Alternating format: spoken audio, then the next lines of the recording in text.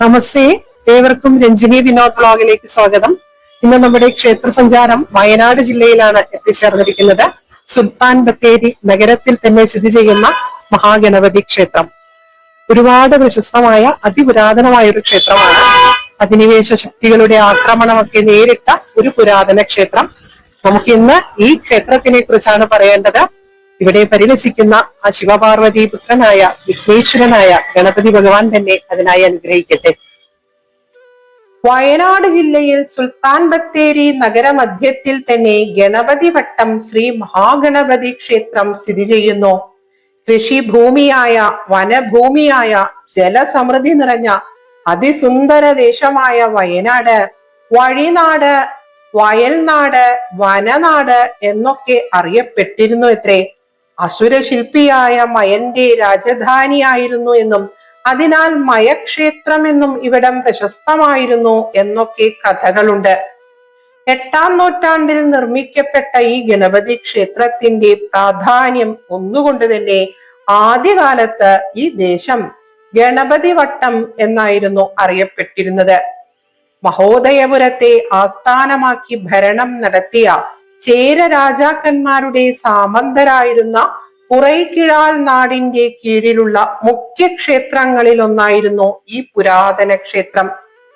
ഏഴിമല മന്നന് ശേഷം ചേര രാജാവായ നാർമുടി ചേരൻ പൂഴിനാട് കൈവശപ്പെടുത്തിയെന്നും അദ്ദേഹമാണ് ക്ഷേത്രം നിർമ്മിച്ചത് എന്നും പറയപ്പെടുന്നു.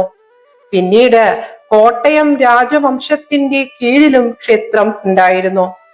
വീര കേരളവർമ്മ പഴശ്ശിരാജ തമ്പുരാൻ ഗണപതി വട്ടത്തെ മഹാഗണപതിയുടെ നിതാന്ത ഭക്തനായിരുന്നു എന്നും അദ്ദേഹത്തിന്റെ കാലത്ത് ക്ഷേത്രം പ്രശസ്തമായ നിലയിൽ പരിപാലിക്കപ്പെടുകയും ചെയ്തിരുന്നു. പഴശ്ശിയുടെ വീരബലിദാനത്തിനു ശേഷം ബ്രിട്ടീഷുകാരുടെ ഭരണത്തിൻ കീഴിൽ വയനാട് എത്തിയ കാലഘട്ടത്തിലാണ് ടിപ്പുവിന്റെ ആക്രമണം ഉണ്ടാകുന്നത്. ടിപ്പുവും സൈനികരും ഇവിടെ എത്തിച്ചേർന്ന് ഗണപതി വട്ടത്തെ തമ്പടിക്കുകയും ക്ഷേത്രവും ഭഗവത് വിഗ്രഹവും പൂർണ്ണമായും തകർക്കുകയും ചെയ്തു. പണ്ടത്തെ വിഗ്രഹത്തിന് ഏകദേശം 5 അടിക്ക് മുകളിൽ ഉയരം ഉണ്ടായിരുന്നു എത്രേ. തകർത്തെറിഞ്ഞ ക്ഷേത്രഭൂമിയും ക്ഷേത്രാവശിഷ്ടങ്ങളും നികുതിയില്ലാതെ ഇനാമായി ടിപ്പു തിരിച്ചേൽപ്പിച്ചു എന്നും അത് ക്ഷേത്രം തകർത്തതിലുണ്ടായ പ്രായശ്ചിത്തം മൂലമായിട്ടാണ് എന്നൊക്കെ പറയപ്പെടുന്നുണ്ട്. ഈ ദേശത്ത് തന്നെയുള്ള പുരാതന ജൈന ക്ഷേത്രത്തിലായിരുന്നു ടിപ്പുവിന്റെ ആയുധങ്ങളെല്ലാം സൂക്ഷിച്ചിരുന്നത്. പുരാവസ്തു വകുപ്പ് സംരക്ഷിക്കുന്ന കിടങ്ങനാട് ബസ്തി എന്ന ഈ ജൈന ക്ഷേത്രം ഇപ്പോഴും ഈ ദേശത്തുണ്ട്.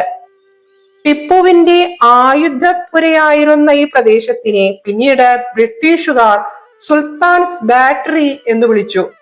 അങ്ങനെയാണ് ഗണപതി വട്ടം സുൽത്താൻ ബത്തേരിയായി മാറുന്നത്.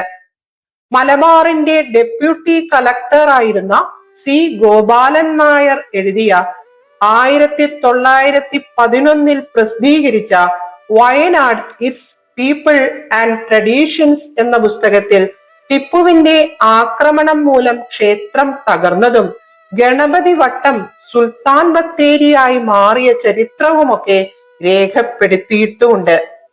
വയനാടൻ ചെട്ടി സമുദായ അംഗങ്ങൾക്ക് ക്ഷേത്രാധികാരം നൽകിയത് പഴശ്ശിരാജ തന്നെയായിരുന്നു.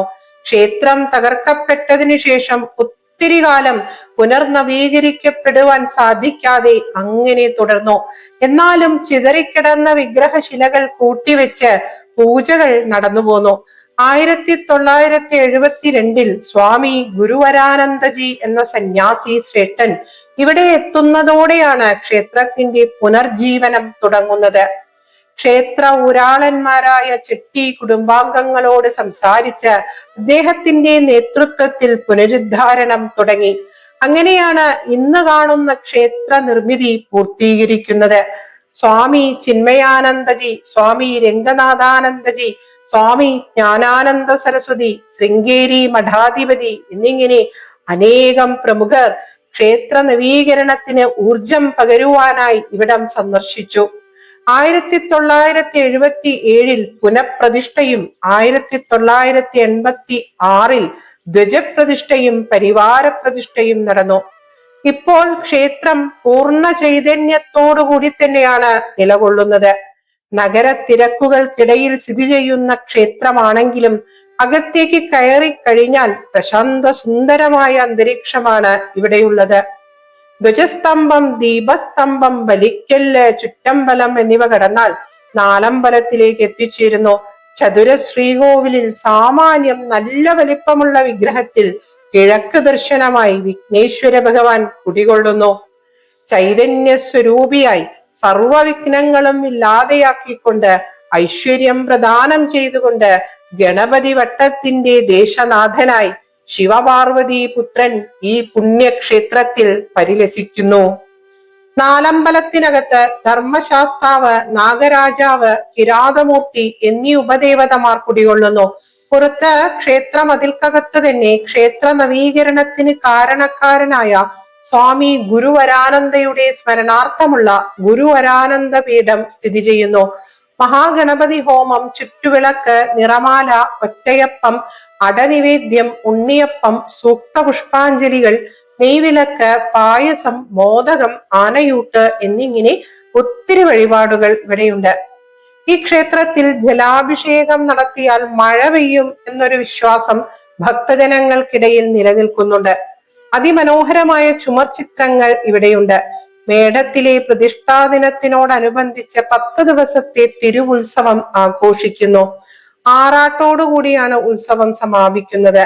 കലാ സാംസ്കാരിക പരിപാടികൾ, താന്ത്രിക അനുഷ്ഠാനങ്ങൾ, ഭഗവാന്റെ പുറത്തേക്കുള്ള എഴുന്നള്ളത്ത് എന്നിങ്ങനെ അതിവിപുലമായി ഈ ആണ്ടുവിശേഷം ആചരിക്കപ്പെടുന്നു. വിനായക ചതുർത്ഥി, കർക്കിടക മാസാചരണം, നവരാത്രി, മണ്ഡല മാസാചരണം എന്നിങ്ങനെ വേറെയും ആണ്ടുവിശേഷങ്ങൾ ഈ ക്ഷേത്രത്തിലുണ്ട്. ഒത്തിരി വർഷങ്ങൾക്ക് മുമ്പ് എൻ്റെ പ്രിയ ഗുരുനാഥൻ പറഞ്ഞിട്ടാണ് ഞാൻ ഈ ക്ഷേത്രത്തിനെ കുറിച്ച് ആദ്യം കേൾക്കുന്നത്.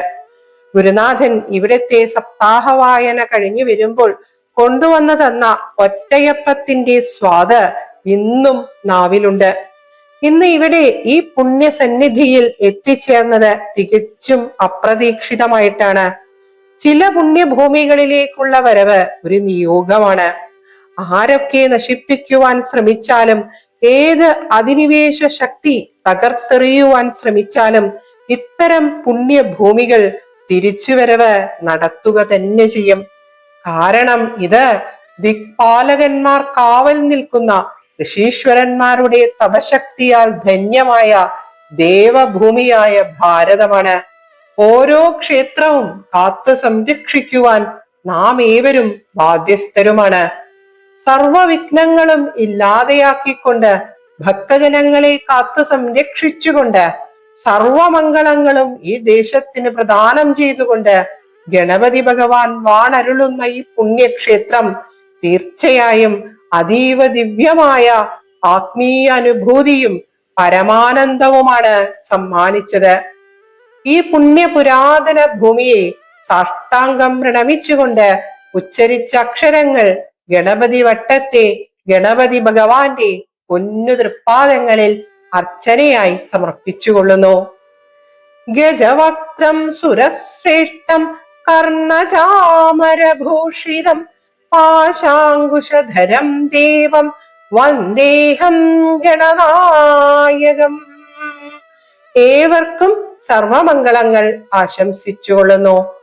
ഓം ഗം ഗണപതയേ നമഃ.